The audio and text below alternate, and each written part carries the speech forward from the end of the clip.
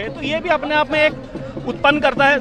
हमारे साथ भाई साहब भी हैं और लगातार कहीं ना कहीं आंदोलन में देखने को मिल ही जाते हैं, और अभी 300 करोड़ के घोटालों का खुलासा भी किया है नगर निगम के। अभी मैं बात कर रहा था एक भाई साहब की पहाड़ों में बुलडोजर चले गए, लेकिन यहाँ के लिए अध्यादेश लेके आ दिए। पहाड़ों में तो बेरोजगार हो गए सारे के सारे बच्चे हैं, तो शायद उसी का नतीजा है जो आज इतनी भीड़ आई है यहाँ पर कि भैया हमें जल हमारा, जंगल हमारा, जमीन हमारी, पर हमको ही बेदखल किया जा रहा है। क्या कुछ कहना चाहेंगे?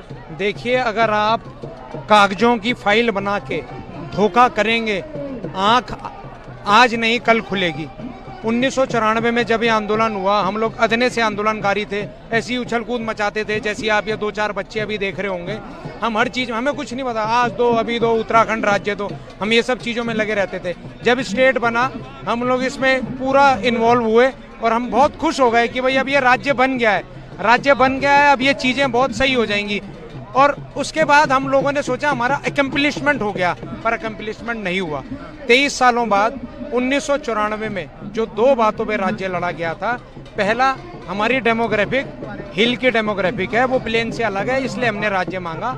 हमारा भौगोलिक परिस्थिति ऐसी है, क्योंकि हम सोनभद्र या बनारस या हम लखनऊ के आदमी के खिलाफ नहीं है, पर जो सोनभद्र की नीति है वो उत्तरकाशी में नहीं चलेगी, जो बनारस के लिए एक नीति है वो हमारे चमोली माणा में नहीं चलेगी।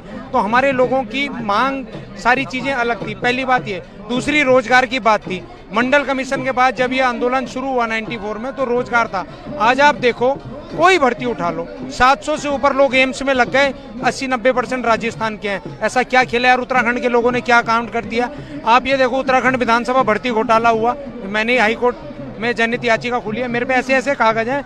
बरेली निवासी आपकी विधानसभा में काम कर रहा है, बंगाल का निवासी हमारी विधानसभा में एक चिट्ठी लिखता है विधानसभा अध्यक्ष को कि मेरे पास नौकरी नहीं है और मैं योग्य हूं, मुझे रख लो। 12 लाख उत्तराखंड का युवा ताकता रह गया, इन्होंने नौकरियां बेच दी। 12 लाख वाकई में चौंकाने वाले नतीजे हैं जो भाई साहब कह रहे हैं कि 12 लाख का छोटा मोटा कोई आंकड़ा नहीं होता है। 12 लाख उत्तराखंड का युवा, एक बात। दूसरी बात, आप ये देखो, कोई भी काम हो, आपने इन्वेस्टर समिट बुलाया, आज वो धामी जी का कल मैं पढ़ रहा था कि इन्होंने वो खत्म कर दिया मूल निवास वाले के लिए, क्या नाम है उसका, क्या है ये स्थायी निवास है क्या? ये ड्रामा मुझे बताओ। स्थायी निवास की बहुत छोटी सी उसकी वो थी, कोई पेपर देने के लिए, कोई उस देने के लिए, 15 साल आदमी रह रहा है तो उसका एड्रेस हो, वहाँ का रहने वाला है। भारत का संविधान कहता है 1950 में जो जहाँ था, हम लोग टिहरी के रहने वाले हैं, टिहरी उठ गया, हम टिहरी विस्थापित हैं। आज टिहरी विस्थापन के बाद हम लोग देहरादून में रह रहे हैं 20-25 सालों से, तो अब हम यहाँ के स्थायी निवासी तो हो गए, मूल निवासी हम नहीं। क्या ये कोई मूल निवासी अलग, स्थायी एक आप बनाओ मूल निवासी। स्थायी निवासी माने आपका एड्रेस है, जो एड्रेस कोई देहरादून में रह सकता है, कोई काशीपुर में रह सकता है, कोई दिक्कत नहीं है। अगर कोई चमोली का आदमी देहरादून में काम कर रहा है तो मूल निवासी तो चमोली का ही माना जाएगा ना। कोई टिहरी का आदमी विस्थापन हो गया तो मूल निवासी तो टिहरी का माना जाएगा। ये प्रदेश आंदोलन की देन है, 42 लोगों ने अपनी जानें दी हैं। ये फोटो हमारी उन शहीद स्मारक पे लगी है जिनको नमन करने हम आए हैं। हंसा दनाई, बेलमती चौहान, राजेश रावत, ऐसे तमाम नाम हैं जिन्होंने अपने खून से दिया है। ये उत्तराखंड कोई गिफ्टेड राज्य नहीं है।